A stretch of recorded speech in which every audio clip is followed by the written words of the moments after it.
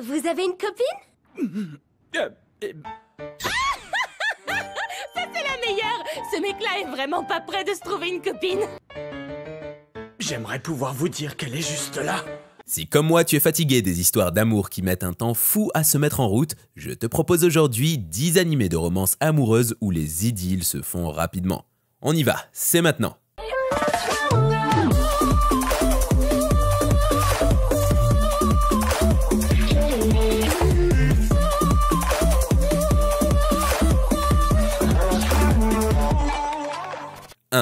Et mon gars, ne rêve pas d'une bunny girl senpai.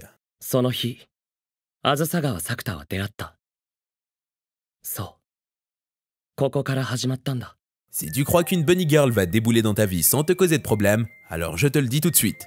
Ça ne se passe jamais comme ça. En fait, il faudra que tu gères les effets d'un syndrome de la puberté bien installé. Tu vois ce que je veux dire? L'animé numéro 1 c'est « Et mon gars, ne rêve pas d'une bunny girl senpai ». C'est un animé psychologique qui traite de cette problématique compliquée. Le personnage principal est un lycéen ordinaire, Sakuta. Un jour, il fait la connaissance d'une fille un peu plus âgée que lui au lycée. Cette fille s'appelle Mai Sakurajima. Elle s'habille en bunny et elle a un énorme syndrome de la puberté avec des effets surnaturels. Je dirais que ce trouble particulier des adolescents devrait faire l'objet de quelques leçons au lycée, histoire de savoir vaguement ce qui t'arrive quand ça te tombe dessus. Bref, cette Mai Sakurajima déambule dans la bibliothèque et personne ne la remarque. Sakuta la voit, il l'aborde et discute avec elle. L'anime raconte comment Sakuta entend parler pour la première fois de ce syndrome mystérieux qui frappe un grand nombre d'adolescentes. L'expérience de Mai va le bouleverser. L'anime a connu un succès fulgurant chez les jeunes et un film a été produit. Je t'invite à le voir. 2. Tsukiga Kirai.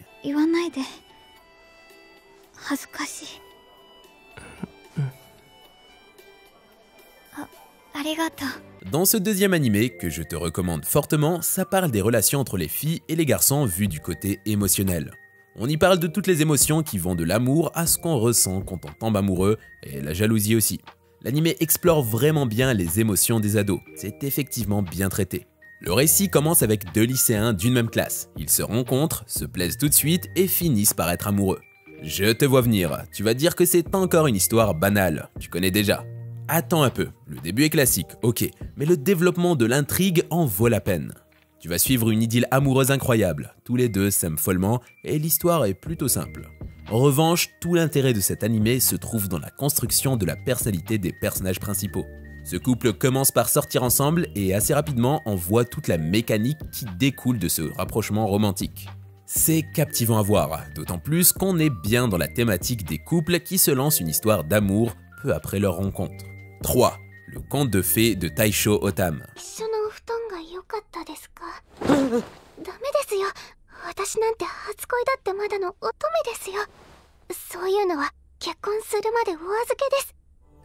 Cette romance est incroyable. Il s'agit d'un jeune gars assez déprimé. Son histoire est tout de même triste. Il a perdu l'usage de sa main après un accident et sa mère est décédée récemment. Sa vie n'est pas très heureuse et en plus, son père l'a envoyé passer sa convalescence à la campagne. Ce n'est pas super gai, je l'accorde. Un jour, il voit débouler chez lui une belle jeune fille souriante et avenante. Elle lui dit qu'elle est sa femme. Son père l'a choisie spécialement pour qu'elle s'occupe de son fils et le rende heureux. Elle s'installe chez lui et peu à peu, le jeune homme sent qu'il tombe amoureux d'elle. L'intrigue de cet animé tourne autour du thème de la dépression, ou plutôt de l'état dépressif pour être précis. Les figures principales sont bien campées, les personnages secondaires sont bien faits. Si tu veux passer un bon moment, je te conseille cet animé qui se regarde bien en plus d'être divertissant. 4. Une vraie fille en 3D entre dans ta vie.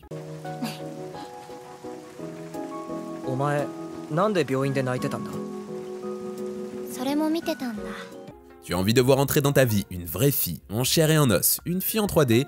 Je te pose la question parce que les filles en 2D de la télé, elles ne se pointeront jamais chez toi pour te demander de sortir avec toi. J'espère que tu en es conscient. Dans cet animé, le personnage principal est Hikari Tsutsui. C'est un garçon assez morose, il a goût à rien et il a tendance à se laisser vivre. Un jour, alors qu'il nettoie la piscine, il fait la connaissance de son sosie féminin. C'est une fille qui s'appelle Hiroa Igarashi. Leur similitude fait qu'il tombe amoureux immédiatement. C'est le coup de foudre. Cet animé se déroule avec une belle intrigue, les personnages sont intéressants vu leur ressemblance, même si la romance est plutôt banale dans la première saison. La saison suivante relate plus de péripéties pour ce couple de jeunes adolescents fous amoureux. On y voit comment la personnalité évolue avec un bon travail exécuté sur les caractères. Je te le recommande parce qu'il y a des événements et même du suspense. 5. My First Girlfriend is a Girl.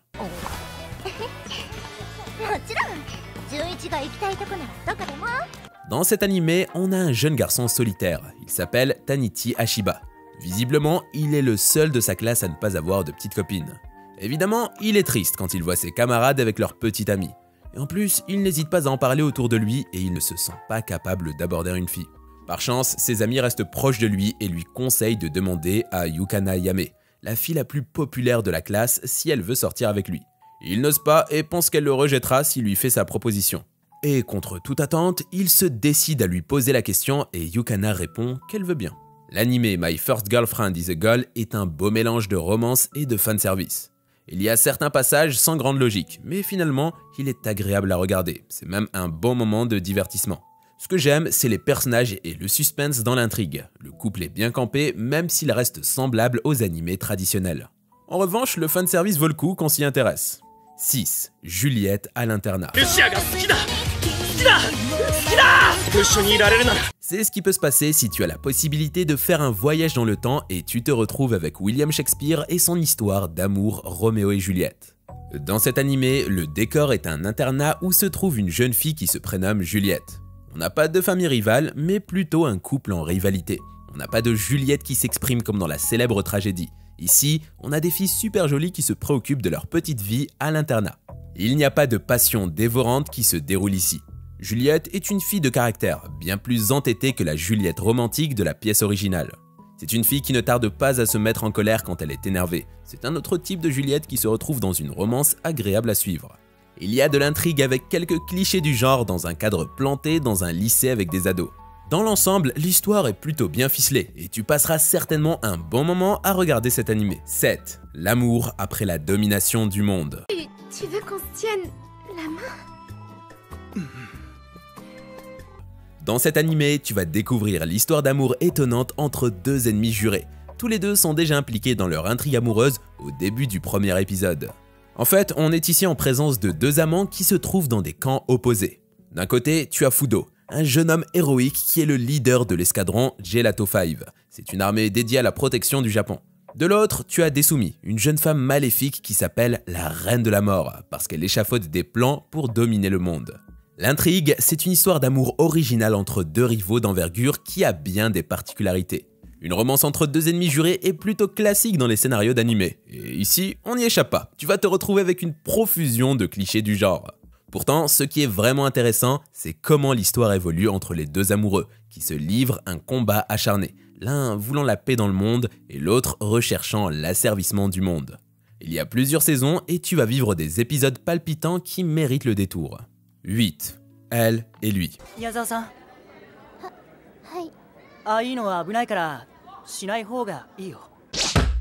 Dans l'animé Elle et lui, une jeune fille dénommée Yukino est aimée par tous ses camarades. Elle est vraiment la fille populaire parfaite qui est adulée par filles et garçons.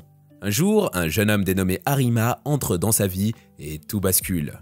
Il ne lui fait rien de mal, mais l'existence de ce gars dérange fortement Yukino. On est dans une sorte de remake d'une histoire avec une fille stéréotypée du genre Marisu, où survient un gars stéréotypé adulé lui aussi, une sorte de Garisu. La demoiselle qui se croyait la meilleure se fait dépasser par un gars plus fort qu'elle au moment de passer les examens du concours d'entrée au lycée Okuei. Face à cette adversité, Yukino montre son vrai visage complètement différent de celui qu'on connaît quand Arima n'hésite pas à la faire chanter pour obtenir un service. On a ici un animé qui n'est pas récent, il remonte à 98 au moment de la sortie d'Evangelion. L'intérêt de voir cet animé est qu'il est réalisé par Ida Kanyo lui-même. On y retrouve certaines similitudes dans le style de la mise en scène avec Evangelion. Il y a aussi une bonne trame des personnages qui est assez remarquable. Je te le recommande pour sa qualité, même s'il date franchement. 9. Les gamers.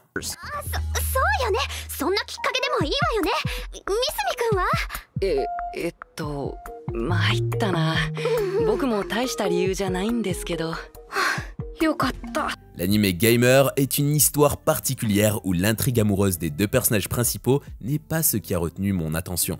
La romance entre une fille populaire qui s'éprend d'un bad boy n'est franchement pas extraordinaire. Ce que je trouve intéressant est l'histoire du couple secondaire. Lui, c'est Tatsuku et elle, c'est Aguri. Au début de l'anime, ils sortent déjà ensemble et la romance se déroule assez agréablement avec des moments de complicité plutôt sympas. Ce que je retiens, c'est que Gamers traite de la question des malentendus. En fait, la décision du personnage principal de quitter le club de jeux vidéo entraîne une succession de confusions. C'est l'occasion de voir au grand jour les personnalités cachées de certains personnages. Cela permet à d'autres relations de se nouer. Même si le titre de l'anime s'intitule Gamers, cela n'implique pas que l'histoire tournera autour des jeux vidéo. C'est uniquement le personnage principal qui est un gamer en réalité. Pour finir, ne t'attends pas à voir des romances de gamers bien tournées, ce n'est pas du tout le cas ici. C'est plutôt un enchaînement de malentendus qui retiendront ton attention. 10. Arakawa sous le pont. まだだ。お前まだ名前がないだろ。いや、名乗りませんでしたっけ。俺こうです。一宮こう。 L'histoire dans Arakawa sous le pont démarre dans l'action. On voit un jeune garçon suspendu en haut d'un pont. Il est en sous-vêtements. C'est plutôt palpitant comme début. Puis quelques instants plus tard, ce jeune homme fait la rencontre d'une fille qui lui confie qu'elle est une extraterrestre. C'est de la totale science-fiction, tu as raison, mais ça va être passionnant comme intrigue. Cet animé raconte l'histoire d'un jeune garçon de bonne famille riche qui fait la rencontre étonnante d'une fille étrange sur un pont. Au gré des péripéties, ce jeune homme finit par venir vivre sous ce pont en compagnie de cette jeune fille et il fait la rencontre d'autres personnages étranges. Si je te recommande cet animé, c'est parce qu'il se démarque dans son genre à cause du fait que c'est une véritable comédie avec des gags, des personnages cocasses et des dialogues pleins d'humour. Évidemment, tu ne verras pas des avalanches de quiproquos et ne t'attends pas à des tonnes de blagues qui te feront mourir de rire. C'est un animé qui vaut vraiment la peine d'être vu avec des touches d'humour mémorables comme cette tortue en plastique qui rit. C'est à regarder si tu veux passer un moment hilarant entre amis.